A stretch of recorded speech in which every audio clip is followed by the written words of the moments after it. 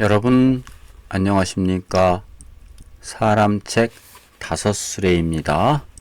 실록 대하소설 조선왕조 500년 제6권 외척도 공신도 두 번째 이야기 날개를 달다입니다. 세자제 그 내심을 짐작하기 어려운 인물이었다. 어려서부터 그랬었다. 장난에 팔리기 시작하면 끝이 없었다. 돌 한 개를 던져서 2마리의 새를 떨어뜨릴 정도로 팔매질을 잘 하면서도 붓을 잡으면 살아서 움직이는 듯한 글씨를 써놓곤 했다. 때로는 따뜻한 정으로 상궁들과 환관들을 다독거리는가 하면 또 때로는 잔인하리 마치 모질게 다스리기도 했다. 글을 읽는 것도 그랬다. 마음을 가다듬었다 싶으면 하루에도 몇 권을 읽었지만 마음에 내키지 않으면 열흘도 20알도 책을 들지 않았다. 세자의 지위에 있으면 왕도를 익혀가는 것이 상례인데도 제의 행실은 그렇지 않았다. 저하께서는 무엇을 하고 계신지 원. 그를 모르는 사람들은 언제나 걱정이 태산이었다. 심성이 깊으신 어른이에요. 이렇게 말하는 사람도 많았다. 태종에게 있어서도 세자의 모습은 불가사의한 존재였다. 아니, 불가사의하다기보다는 모든 면이 부족하게만 보이는 것이었다. 학문도 부족해 보였고 덕성도 모자라 보였다. 참. 태종은 세자의 일을 늘 걱정하면서도 효과적인 훈도의 방법을 찾지 못하고 있었다. 그의 성품대로라면 연일 호된 꾸지람을 내려야 했지만 그 또한 이젠 쉽지 않았다. 질책만을 능사로 삼기에는 세자가 너무 장성해 있었던 것이었다. 어제 일만 해도 그랬다. 세자가 어린 내시들과 터무니없는 유의를 벌인 일을 알면서도 내시들에게만 벌을 내렸을 뿐 세자를 꾸짖지는 않았었다. 차차 깨닫겠지. 그렇게 생각하며 살아온 지 벌써 몇 년이다. 태종이 세자의 일을 걱정하면 대소 신료들은 한결같이 심려할 일이 아니라고 입을 모아낸다. 그 또한 세자가 장성에 있었기 때문이었다. 세자에 대한 태종의 걱정은 태산 같았다. 둘째나 셋째만 같아도 세자에 비한다면 효령이나 충령 쪽이 착하고 성실해 보이는 태종이었다. 아바마마 소자이옵니다. 오 종이냐 어서 들라. 방문이 열리고 종이 들어섰다. 종은 초롱초롱한 눈동자를 굴리며 아버지 태종 앞으로 다가와 앉았다. 어바마마의 말씀이 세자 형님께서 너무 답답해 하신다 하셨사옵니다. 세자 형님께서 좋아하시는 일을 하게 하시면 글 공부도 함께 하실 것이라 하셨사옵니다. 태종은 잠시 고개를 끄덕였다. 정비의 의향이라는 생각이 들어서였다. 아바마마 소자도 자치기를 하고 땜박질을 하고 난 다음에 글을 읽으면 더 잘 읽어지옵니다. 허허, 그래. 세자가 하고 싶어하는 것이 무엇인지 종은 알고 있느냐? 종은 쉽게 대답하지 않았다. 세자가 그로해서 꾸중을 들을까 두려워하는 눈치였다. 허허허, 세자가 무엇을 하고자 하는지 알아야 그리할 것이 아니더냐. 화를 쏘고 싶어 하시옵니다. 화를. 태종은 얼굴을 붉혔다. 지난해에도 세자에게 화를 쏘게 하는 일을 두고 신료들 간에 갑론을박을 경론이 있었다. 세자에게 화를 쏘지 못하게 하는 한 그와 같은 토론에서 결정된 일이었다. 화리라. 태종은 세자의 학문을 높이는 일이라면 무엇이든지 하고 싶었다. 지신사 황희를 불러 그 같은 의사를 타진했다.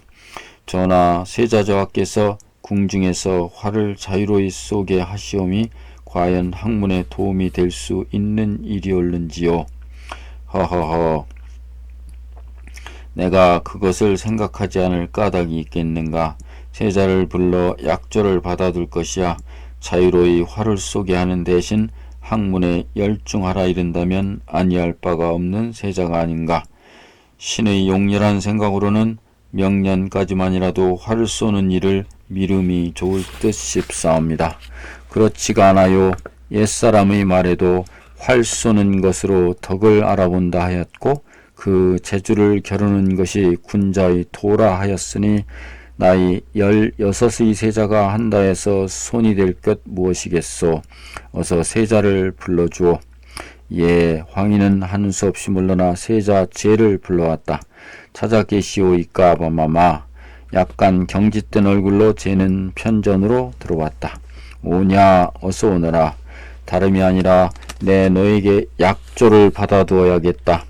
내가 여러 번 게으름을 피워서 왕실의 권위를 땅에 떨어뜨린 바가 있어 그때마다 내가 심한 꾸중을 내렸다만 오늘은 너에게 궁중에서 마음대로 활을 쏠 수 있게 하는 대신에 학문을 소홀히 하지 않겠다는 약조를 받아두고자 함이야. 궁중에서 활이 오이까. 세자의 얼굴이 활짝 펴졌다. 약조를 해야 한다는 말보다는 활을 자유로이 쏠 수 있게 되었다는 말이 선명하게 귀에 닿았기 때문이다. 그래, 글 공부하는 시간만 빼면 내 마음대로 활솜씨를 부려도 되는 게야. 어떠냐? 마음에 드느냐? 망극화합니다, 바마마. 하하하, 그래도 좋으냐?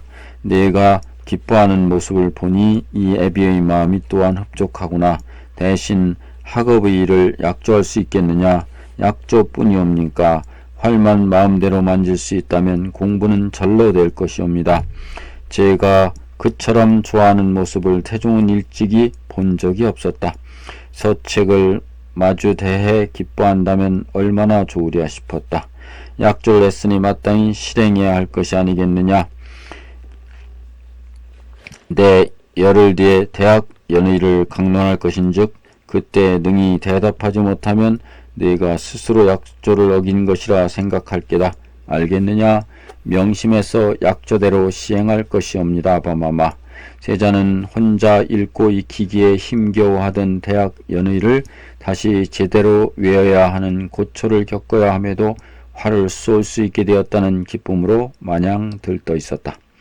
전하, 명궁 태조 이성계를 닮아 활을 잘 쏘는 제에게 궁중에서 활을 쏘게 함은 마치 호랑이에게 날개를 달아주는 형세가 아니겠는가. 울적하고 답답한 때에 활터로 달려가 마음껏 화이시우를 당기는 후련함을 무엇에 비하겠는가. 게다가 곧게 날아간 화살이 멀리 있는 관역 한가운데에 가 꽂힐 때의 쾌감은 또 어찌 표현해야 좋은가. 편전을 물러나온 세자는 인도한 내관에게 당장 동궁으로 달려가서 활을 손질해 놓으라 이르고 중궁전으로 달렸다. 중전 정비는 종을 안고 있다가 세자를 맞았다. 수척한 얼굴이었지만 세자를 맞이하는 기쁨이 완연했다. 어마마마 소자가 아바마마의 신임을 얻어 고란에서 활을 쏠 수 있게 되었사옵니다. 세자는 자신이 활을 쏠 수 있게 된 것을 아버지 태종으로부터 신임을 회복한 것이라고 생각했다. 어리다면 어린 생각이었다. 세자의 내심에는 왕실에 대한 저항이 싹 터 있었다. 할아버지 이성계가 함흥에서 돌아올 때 아버지를 향해 활을 쏘는 것을 목격한 다음부터 제는 자신도 모르게 아버지 태종의 눈밖에 나는 일을 자청하고 있었다. 그때마다 모진 꾸중을 듣곤 했었다. 그런 갈등을 세자는 태종이 자신을 미워하는 것이라고 믿고 있었던 것이었다.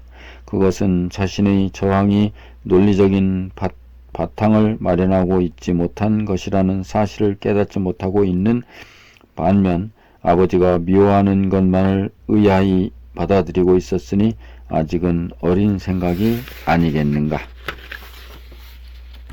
그런데 오늘은 태종이 먼저 활을 쏘아도 좋다고 했으니 신임을 회복한 것이라고 어머니에게 고했던 것이었다. 정비는 웃으면서 세자의 말을 받았다. 호호, 잠시 전에 종이 달려와서 세자 형님이 날개를 달았다고 해서 나도 좋아하고 있었구나. 종이가요? 세자는 종의 얼굴을 살폈다. 종은 마치 대단한 일이라도 한 것처럼 웃고 있었다. 종이 먼저 아바마마께 말씀드렸다지 뭐냐. 세자 형님이 하고 싶은 것을 해야 학업에 열중할 것이라고. 아바마마께서 소자에게 하문하셨어요. 세자 형님이 하고 싶어하는 것이 무엇이냐고요. 그래서 제가 말씀드렸어요. 세자 형님은 활을 쏘고 싶어 하신다고요. 세자는 어이없어 했다. 어린 동생에게 당한 것만 같은 심정이었다. 세자는 들으라. 예, 내가 활을 쏠 수 있게 된 것은 기쁘기 한량없는 일이다마는 그 대신 학업에 열중하겠다는 약조를 드리지 않았느냐. 어느 한 곳도 소홀히 해서는 아니 될 것이야. 내 신임이 날로 커져서 외방에 쫓겨가 있는 두 분 외숙을 구해드려야지. 세자가 아니고서는 누가 이 일을 감당하겠느냐. 나는 오직 세자만 믿고 있음이야. 한에 맺힌 목소리였다. 중전 정비는 태종에 대한 신뢰는 물론이며 기대 또한 갖지 않고 있었다.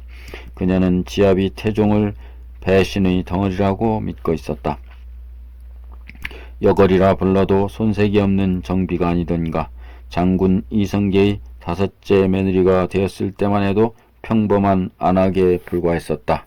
20살이 간 넘은 새색시의 몸으로 이방원의 야망을 뒷바라지하면서부터 그녀의 여장부됨은 드러내기 시작했었다. 이방원이 어려운 일을 처했을 때마다 그녀의 지혜와 장부된 기질은 유감없이 발휘되었었다. 조선왕조 창업의 실질적으로 이방원에 의해 주도되었다면 그녀의 숨은 내조를 어찌 과소평가할 수 있겠는가. 2번에 걸친 왕자의 난은 그녀가 몸소 앞장서기까지 했던 일이었다.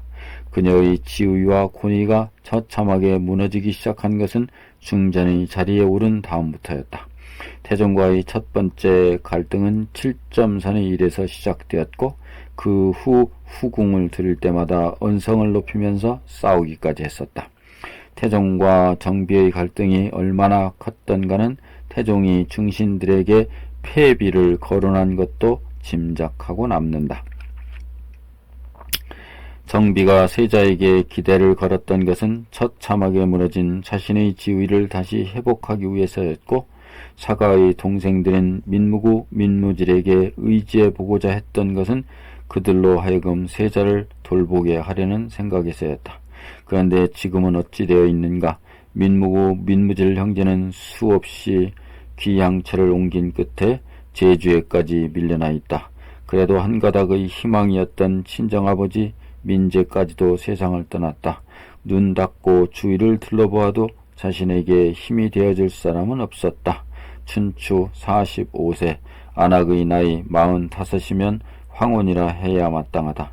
설사 중전의 자리에 있다 한들 태종의 관심밖에 있었으니 시름만 더해갈 뿐이 아니겠는가. 믿고 의지할 곳은 세자와 나머지 세 아들 뿐이었다. 그녀가 세자와 자리를 함께할 때마다 눈물 겹도록 애절한 시선으로 민무고 민무질의 일을 거론해 두는 것은 후일을 기약하리라는 마지막 소망일 수도 있었다. 세자에게 있어서 민무고 민무질의 두 외숙의 일은 지나가는 얘기일 수가 없었다. 그는 어렸을 때 외가에서 자랐던 탓으로 두 외숙과는 남달리 정이 들어 있었다. 그래서 어머니 정비를 위로할 수 있을지는 모른다. 어마마마 너무 심려치 마시옵소서. 소자의 신임이 높아지면 외숙들의 일을 주청할 수 있을 것이옵니다. 소자를 믿어 주시옵소서. 정비는 금시 눈물이 글썽해진다. 그것이 결탄코 쉬운 일이 아님을 알고 있으면서도 세자가 고맙고 대견해 보였기 때문이었으리라. 장부도 나이 들면 약해진다 했는데 안악의 처지로 서야 도리 없는 일이 아니겠는가. 그래 그리해다오. 하루속히 자라서 어미의 한을 풀어다오. 남들이 보면 호화로움의 극치를 이룬 중궁전에서 살고 있는 자신이었다. 무엇이 모자라는가. 수많은 상궁과 내신들이 내시들이 자신의 손발이 되어 움직여주고 있다. 먹을 것도 입을 것도 모자람이 없었다. 오직 마음들 뿐이 곳이 없을 뿐이었다. 마음이 편치 않으면 영화로움이 있은들 무슨 낙이 있을까? 중궁전은 그녀에게 있어서 유형의 땅이나 다를 바가 없었다. 정비는 입술을 물었다. 터지려는 오열을 간신히 참고 있음이었다. 세월에 어찌 기약을 걸 수 있으랴. 그러나 중전 정비는 기약할 수 없는 세월에 모든 희망을 걸 수밖에 없었다. 동궁의 후정에 마련된 활터는 연일 열기를 뿜었다. 정월달 찬기운도 힘을 쓰지 못했다. 세자는 활을 쏘는 일로 소일하다시피 했다. 궁방의 내관들과 시인들이 지칠 지경이었어도 세자는 쉬지 않았다. 세자는 작은 검으로 보이는 관역이 보름달처럼 크고 밝게 보일 때까지 고란의 모든 새들이 남아나지 않을 때까지 활 쏘는 일에만 전념하려 했다. 돌 판매질에 능한 세자의 활솜씨가 늘어나지 않을 까닭이 없었다. 저하 주상전하께서 납시실지도 모르옵니다. 대학 연의는 어찌하려 하시옵니까? 태종과는 약조일이 다가오고 있었다. 세자는 약조일 아침에 이르러서야 대학 연의를 펼쳐놓고 읽기 시작했다. 책장이 관역으로 보였다. 당장 활을 들고 달려나가고 싶은 심정뿐이었다. 주상전하 납시오. 대전 내관의 소리를 들으면서 세자의 가슴은 울렁거리기 시작했다. 태종은 세자를 시험했다. 세자는 얼굴만 붉힌 채 입을 열지 못했다. 당연한 결과가 아니겠는가. 탕탕. 태종은 눈알을 부라리며 연상을 내리쳤다. 내 방자함이 어찌 여기에 이르렀느냐. 내 궁술이 신기에 가깝다 들었거늘 어찌하여 학문의 궁술에 미치지 못하는가. 작게는 부자의 약조며 크게는 군신의 약조건을 아직도 세자의 책무를 모른다는 말이더냐. 세자는 얼굴을 들지 못했다. 태종이 불같은 눈초리와 마주칠 수가 없었다. 고의한 것이로고 마땅히 활쏘기를 그만두게 함이 옳을 곳이나 더는 추궁하지 않을 것이니라. 다만 내 스스로 대학 연의를 익힌 다음 내게 와서 시험 받도록 하였다. 태종은 세자의 대답을 기다리지 않고 방을 차고 나섰다. 세자는 잠시 앉아 있었으나 마음은 이미 활터에 달려가 있었다. 시위를 떠난 화살이 관역의 한가운데로 날아가 꽂히는 쾌감, 그보다 더한 쾌감이 어디 다시 있으리. 날개를 달고 한번 날아본 적이 있는 사람이 있다면 날아다니는 즐거움을 영원히 잊지 못하리라. 세자의 심기가 그랬다. 골밖에서는 세자의 관심이 골 밖으로 쏠리기 시작한 것은 이때부터였다. 한 가지 일에 매달리면 거기에 몰두하고 마는 세자였다. 세자가 골 밖의 일에 관심을 갖기 시작했다면 그것은 곧 법도를 어기는 일에 관심을 갖는 일이 된다. 왕실의 법도, 동궁의 법도, 그리고 세자의 채동을 버리지 않고서는 골박의 일에 관심을 가질 수는 없다. 골박. 세자의 발길이 십살이 닿을 수 없는 곳, 장통방 오돈나무집 술청에는 술상을 맞이하고 한 사내가 앉아 있었다. 40이 넘어 보이는 사내의 얼굴에는 수염이 하나도 없다. 그의 앞에는 2개의 술잔이 놓여 있었고 술잔 하나에만 술이 채워져 있었다. 누군가를 기다리고 있는 듯한 수염이 없는 사내는 눈을 감고 있었다. 40이 넘은 얼굴에 수염이 없다면 내시가 아니겠는가. 그것이 사실이라 할지라도 사내의 모습에는 빈틈이 없었다. 사내의 앞에서 수려한 모습의 선비가 다가와 앉았다. 몸은 숙성해 보였어도 나이는 들어 보이지 않았다. 사부님, 도련님. 수염이 없는 사내가 눈을 뜨면서 말했다. 서로 사부님과 도련님이라 불리우는 두 사내가 바로 정삼진과 옥세운이었다. 먼저 드시면서 기다리지 않고요. 혼자 나오느라 좀 늦었사옵니다. 이만하면 일찍 나오신 셈이에요. 삼진이 술병을 들어 세운이 전에 술을 채웠다. 절친해 보이는 두 사람은 서로 공대를 쓰고 있었다. 안성군 이숙번의 집에 강제에 입양한 옥세운의 향면이 날로 높아지자 넷이 정삼진과 의기가 투합되기 시작했다. 그러자니 이숙번의 친자 길선과는 거리가 생기기 마련이었다. 이숙번의 집에서 두 사람만이 밀담을 나누기는 어려웠다. 그래서 정해둔 자리가 바로 이 자리 장통방의 오동나무집이었다. 세운이 늦게 온 것은 길선이를 따돌려야 했기 때문이었다. 오랜만에 대작하는 셈이죠. 하하하. 오늘은 시국 얘기나 좀 나눌까 합니다. 두 사람은 술잔을 비우기 시작했다. 지난해 세우는 태어난 이래로 가장 뼈아픈 경험을 했었다. 색시로 점찍고 마음에 두어왔던 처자 물레를 공녀로 앗아가지 않았던가. 방황의 나날은 길고 길었다. 힘겨운 생각들이 머리에 차곤 했었다. 다시는 혼을 염두에 두지 않겠다는 생각을 하기도 했고, 물레를 아낀 것이 다 제 자신의 미천한 신분 탓이라는 생각이 들기도 했다. 물레와 학문은 무관할 것이라는 회의도 있었고, 이숙번의 집에 양자로 든 것 자체가 잘못이 아닐까 하는 의문도 생겼다. 그러나 이제는 그 상처를 말끔히 씻고 일어서 있었다. 누구나 시련의 경험을 한 번 한 연후에는 성인이 된다고 하지를 않았던가.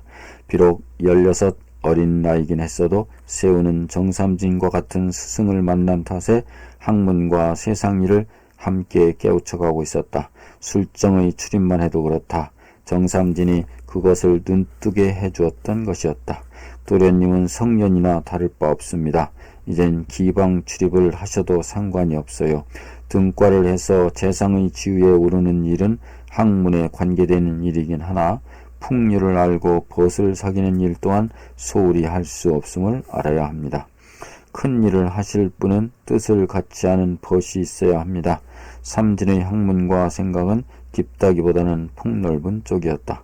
오랫동안 궁중에 있은 탓에 현실을 보고 살피는 일은 예리한 데가 있었다. 이와 같은 정삼진의 생각은 세운에게 새로운 것을 눈뜨게 하는 충매작용을 하고 있었다. 도련님 생각나십니까? 삼진은 술잔을 비운 다음 세운에게 물었다. 무엇을 말씀이옵니까? 지난해 애꾸는 모기내를 처형할 때 도련님은 제게 글귀를 하나 일러주셨지요. 아, 예, 대학의 제가 치국편에 나오는 그렇습니다. 세우는 그때 요임금과 순임금의 인으로 천하를 다스렸는데 백성이 그를 따랐고, 거랑과 주왕은 포로서 천하를 다스렸는데도 백성들이 그를 따랐다는 귀절을 일러준 일이 있었다. 하필이면 왜 그 구절을 제게 들려주셨는지 그게 도무지 생각이 나질 않았어요. 세운은 대답 대신 목을 축였다. 삼진은 세운의 내심을 알고 싶었다. 세운의 어머니인 연지는 고려조의 멸망을 한으로 삼고 살아온 여인이었다. 그녀의 영향을 알고 싶어함이었다. 인으로 다스려도 백성이 따르고 포로 다스려도 백성이 따른다면 그 진의는 무엇입니까? 얼핏 백성이란 어리숙다는 뜻일 수도 있고 다스리는 재주에 따라 백성들의 따름이 있다는 말일 수도 있고 인과 포가 서로 상통한다는 말일 수도 있음인데 도련님은 이 말을 어찌 보시는지요? 백성들이 유순한 까닭으로 인에도 따르지만 포에도 순종한다는 말인 듯 하오나 또 어떤 시대에는 백성들이 유순하지 않은 때가 있었사옵니다. 가령 백성들이 그 임금을 믿지 못했던 전 왕조는 말년에 맥없이 주저앉고 말았습니다. 이를 보면 임금이 백성들에게 얼마만한 신임을 주느냐에 따라서 임금이 인을 펴든 포를 펴든 백성이 따르거나 따르지 않거나 하는 듯하옵니다. 하하하, 재미있는 생각이군요. 한데 그 말을 지금의 주상전하와 관련지어 생각해보세요. 충북 목인에도 환멸을 시켰습니다. 그 밖에 많은 악법을 자행하셨어요. 그래도 백성들의 불평이 적음은 신임을 크게 주고 있음일까요? 제가 보기로는 창업 이래 지금의 주상전하께서 해오신 일들이 너무 많았음인데 모든 일에 주상전하의 뜻대로 이루어진 듯합니다. 처음엔 겁을 내고 피해 다니던 백성들이 서서히 주상전하의 일을 지켜보아 주게 되었습니다. 임금을 믿기 시작한 것입니다. 그러기에 그간의 많은 악업들이 덮여지게 된 것입니다. 게다가 준항전하께서는 이거의 부자와 민무구 형제까지 내침으로써 맨 백성들의 힘이 오직 임금에게 모아지게 하였사옵니다. 목인의 일 또한 뒷사람들에게 큰 본보기로 삼기 위해 환열에 처한 것이옵니다. 잠젖때 친했던 사람, 창업에 공이 있었던 사람, 주상전하를 보위에 오르게 하는데 공이 있었던 사람, 그리고 적분들이 감히 나서지 못하도록 미리 불씨를 꺼가고 있는 것이옵니다. 외람된 말씀이오나 주상전하의 양팔이라 할 수 있는 진산군 대감이나 아버님 같은 어른도 이 같은 단호한 주상전하의 뜻을 저버리면 큰 화를 입게 될 것이옵니다. 호호, 과연 도련님이십니다. 세우는 과감하게도 하연과 숙번까지도 입에 담아 냉정하게 평가했다. 공을 믿고 너무 나서면 태종의 뜻에 의배되어 화를 입는다. 충분히 근거가 있는 말이 아닌가. 도련님, 어찌 그리 말씀이 정연하실 수가 있습니까? 그 빈틈없는 세운의 말이 오히려 걱정되는 바도 없지는 않았지만 삼지는 환하게 웃었다. 가슴이 뿌듯했던 것이다. 한낱 4시에 불과한 자신에게 그 같은 제자가 있음이 아닌가. 도련님은 이제 저보다 세상 보는 눈이 더욱 넓고 깊어졌어요.